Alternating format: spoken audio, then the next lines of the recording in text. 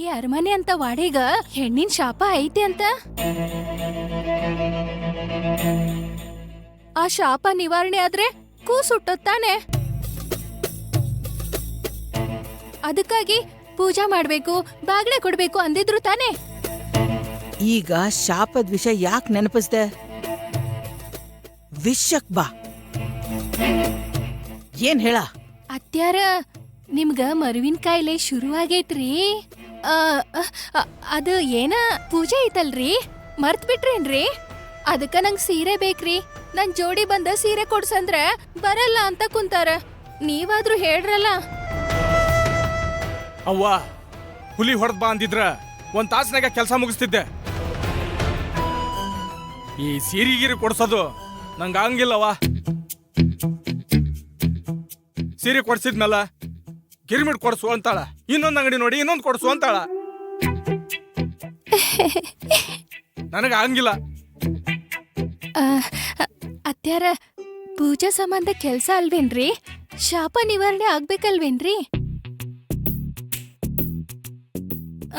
Please ನೀವಾದ್ರೂ ಹೇಳ್ರಲ್ಲ. ನಿನ್ ಜೊತೆ ನಾನ್ಯಾಕ್ ಬರ್ಬೇಕ? ಬೇಕಂದ್ರ ಧರ್ಮಣ್ಣ ಬರ್ತಾನ ಹೊಂಡ. ನನ್ನ ಮೆಚ್ಚಿ ಮದ್ವೆ ಆಗಿದ್ದು ನೀವ ಧರ್ಮಣ್ಣನ? ಸುಮ್ನೆ ನನ್ ಕೂಡ ಬಂದು ಸೀರೆ ಕೊಡಿಸ್ರಲ್ಲ. ಅತ್ಯಾರ, ನೀವಾದ್ರೂ ಹೇಳ್ರಲ್ಲ ಪ್ಲೀಸ್. ಮಾಧ್ವಿ, ಸೀರೆ ಲಂಗ ದಾವಣಿ ವಿಷಯಕ್ಕೆಲ್ಲ ನನ್ನ ಹತ್ರ ಬರ್ಬೇಡ. ನನ್ ಸಮಯ ಹಾಳು ಮಾಡಂಗಲ್ಲ. ಇದ ಕೊನೆ. ಈ ವಿಷಯಕ್ಕೆ ಮತ್ತೆ ನನ್ನ ಹತ್ರ ಬಂದ್ರ ನಾನ್ ಸುಮ್ನಿರಂಗಿಲ್ಲ. ಏ ನೋಡ, ಅದೇನ್ ಸೀರೆ ಕೊಡ್ಸ? ಗಂಡ ಹೆಂಡತಿ ವಿಷಯ ನಿಮ್ಮಲ್ಲೇ ಇರ್ಬೇಕು. ಇಲ್ಲಿವರೆಗೂ ಬರ್ಬೇಕಾ?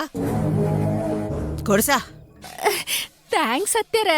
ಅದಕ್ಕೆ ಹೇಳೋದು, ನಿಮ್ ಮನ್ಸು ನಿಮ್ ತರಾನ ದೊಡ್ಡದು. ಅತ್ಯಾರ, ನಾನು ನಿಮಗೂ ಒಂದ್ ಸೀರೆ ತರ್ತೀನಿ, ಆಯ್ತಲ್ರಲ್ಲ?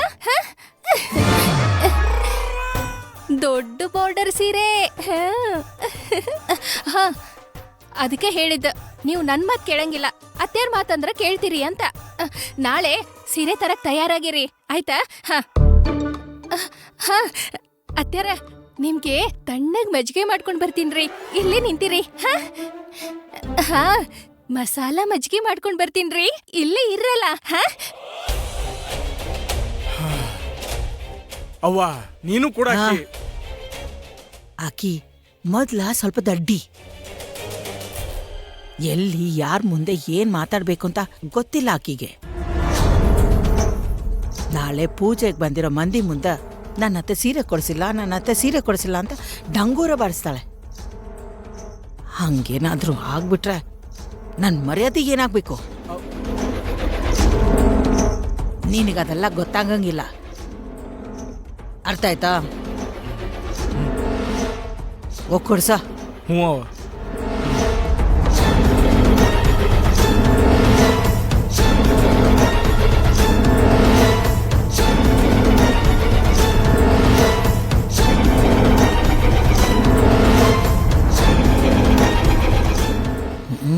ಕರ್ಮ, ಯಾವ ಗಳಿಗೆಯಲ್ಲಿ ನಮ್ಮ ಮನೆಗೆ ಬಂದ್ಲೋ.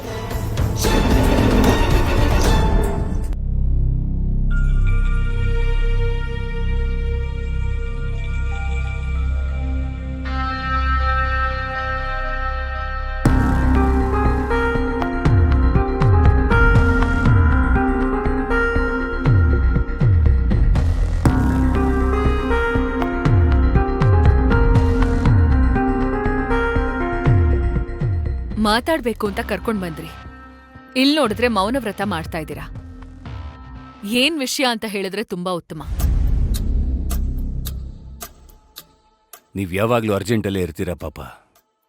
ನಿಮಗ್ ಸಿಗೋ ಸ್ವಲ್ಪ ಸಮಯದಲ್ಲಿ ನಿಮಗೆಲ್ಲ ವಿಷಯನೂ ಹೇಗೆ ಅರ್ಥ ಮಾಡಿಸಿ ಕನ್ವೆ ಮಾಡಬೇಕು ಅಂತ ಯೋಚನೆ ಮಾಡ್ತಿದ್ದೆ ಅಷ್ಟೇ. ಅದಕ್ಕೆ ಈ ಮೌನ, ಇನ್ಯಾವ ಕಾರಣಕ್ಕೂ ಅಲ್ಲ. ಸರಿ ವಿಕ್ರಾಂತ್ ಅವ್ರೆ, ಏನ್ ವಿಷಯ ಅಂತ ಹೇಳಿ.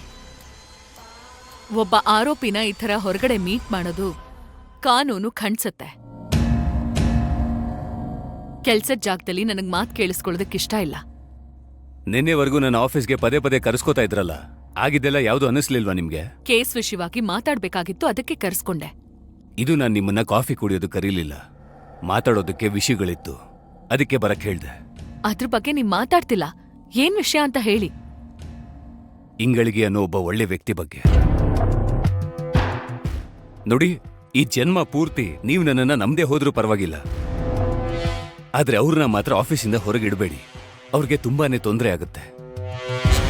ಡಿಪಾರ್ಟ್ಮೆಂಟ್ ಅಲ್ಲಿ ಗೊತ್ತಾದ್ರೆ ಅವ್ರನ್ನ ಸಸ್ಪೆಂಡ್ ಮಾಡ್ತಾರೆ. ಆ ಭಯ ಅವ್ರಿಗಿರ್ಬೇಕಿತ್ತು.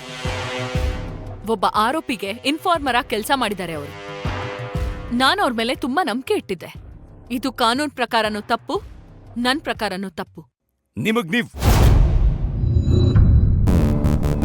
ನಿಮಗೆ ನೀವೇನ್ ಅನ್ಕೋತೀರೋ ಅದೇ ಪದೇ ಪದೇ ಕಾಣಿಸುತ್ತೆ ಅಲ್ವಾ? ನೀವ್ ಅನ್ಕೊಳ್ಳೋದೇ ಕರೆಕ್ಟು, ಬೇರೆ ಎಲ್ಲ ತಪ್ಪು.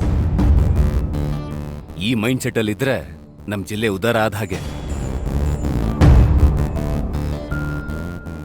ವ್ಯಂಗ್ಯ ಬೇಡ ವಿಕ್ರಾಂತ್ ಅವ್ರೆ. ನೀವು ಅಧಿಕಾರದಲ್ಲಿದ್ದಾಗ ಜನಗಳಿಗೆ ತುಂಬಾ ಉಪಕಾರ ಮಾಡಿದ್ದೀರಾ. ಅದೊಂದೇ ಕಾರಣಕ್ಕೆ ನಾನ್ ನಿಮ್ಮನ್ನ ಮೀಟ್ ಮಾಡೋದಕ್ಕೆ ಒಪ್ಕೊಂಡಿದ್ದು. ಮನ್ಸಿಗೆ ಬಂದಿದ್ದನ್ನ ಮಾತಾಡ್ಬೇಡಿ. ಇಂಗಳಿಗೆ ಅವರು ಒಬ್ಬ ಪ್ರಾಮಾಣಿಕ ವ್ಯಕ್ತಿ, ಅವ್ರನ್ನ ಆಫೀಸಿಂದ ಹೊರಗೆ ಇಡಬೇಡಿ. ಆಫೀಸ್ ವಿಷಯ ಅಂತ ಬಂದ್ರೆ ಅವ್ರ ಸಜೆಷನ್ಸ್ ನಿಮಗೆ ತುಂಬಾನೇ ವ್ಯಾಲ್ಯೂಬಲ್ ಆಗಿರುತ್ತೆ. ಒಬ್ಬ ಡಿಸಿ ಆಗಿ ಅದು ನಿಮಗೆ ತುಂಬಾನೇ ಮುಖ್ಯ. Trust me. ಅವತ್ತು ಸ್ಕೂಲಲ್ಲಿ ನೀವು ನಾನು ಮಾಡಿರೋ ಒಳ್ಳೊಳ್ಳೆ ಕೆಲಸಗಳ ಬಗ್ಗೆ ಅಷ್ಟೊಂದು ಹೊಗಳಿದ್ರಲ್ಲ, ಅದೆಲ್ಲ ಹೇಗ್ ಸಾಧ್ಯ ಆಯ್ತು ಅಂತ ಅನ್ಕೊಂಡ್ರಿ? ಇದೇ ಇಂಗಳಿಗೆ ಅವ್ರು ಕೊಟ್ಟಿರೋ ಸಜೆಷನ್ಸ್ ಇಂದ.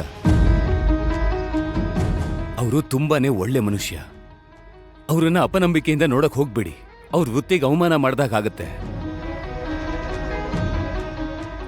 ಈಗಿನ ಕಾಲದಲ್ಲಿ ಸರ್ಕಾರಿ ಕೆಲಸ ಅಂತ ಬಂದಾಗ ಅಂತ ಪ್ರಾಮಾಣಿಕ ವ್ಯಕ್ತಿ ಸಿಗೋದು ತುಂಬಾನೇ ಅಪರೂಪ. ಅವತ್ತು ಅವರಾಗವ್ರೆ ನನಗೆ ಕಾಲ್ ಮಾಡ್ಲಿಲ್ಲ. ನಾನು ಅವ್ರಿಗೆ ಫೋನ್ ಮಾಡಿದ್ದೆ, ಅವ್ರ ಕೈಲಿ ಪಿಕ್ ಮಾಡಕ್ ಆಗಿರ್ಲಿಲ್ಲ. ಅದನ್ನ ನೋಡಿ ನನಗೆ ವಾಪಸ್ ಫೋನ್ ಮಾಡಿ ಮಾತಾಡ್ತಿದ್ರು ಅಷ್ಟೇ. ಅದನ್ನ ನೀವು ನೋಡಿದೀರಾ? ಇಂಗಳಿಗೆ ಅವರೊಬ್ಬ ಎಥಿಕ್ಸ್ ಇರೋಂಥ ಮನುಷ್ಯ. ಪ್ಲೀಸ್ ಅರ್ಥ ಮಾಡ್ಕೊಳ್ಳಿ.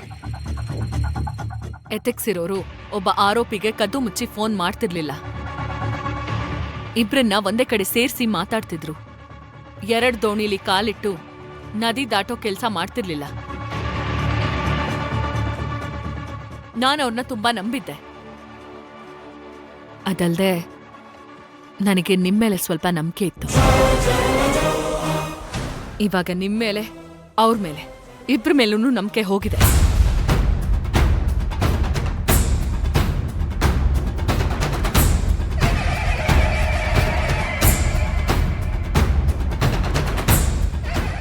ನಂಬಿಕೆ ಅನ್ನೋದು ಒಂದ್ಸಲ ಮುರಿದ್ರೆ ಮುಗೀತು. ಅದನ್ನ ಮತ್ತೆ ಜೋಡ್ಸೋ ಕೆಲಸ ಮಾಡ್ಬೇಕು.